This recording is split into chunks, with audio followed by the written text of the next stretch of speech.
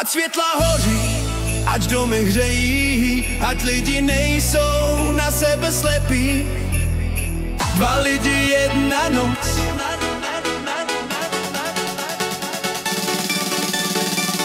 Šel ulicí on a ona, oba sami, oba kráčí v tichu domů. Dva lidi, jedna noc, Vánoce zlomí jejich samotnost. On nese stromek, ona cukroví, oba spěchají a nikdo neví, že za rohem čeká malý zlom, když se potkají pod lampou. Ježíšek letos nestíhá, ale tohle setkání uhlídá. Ježíšek letos nestíhá nic, ale zvládl spojit srdce dvou ulic.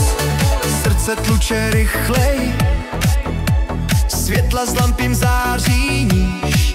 Někdy stačí jeden večer a máš pro koho žít. Řekne pardon, ona to nic, ale mezi řádky běží víc. Teplo, co nepálí, jen hřeje, zůstala stát i naděje. Ježíšek letos nestíhá, ale tohle setkání uhlídá. Ježíšek letos nestíhá nic, ale zvládl spojit srdce dvou ulic.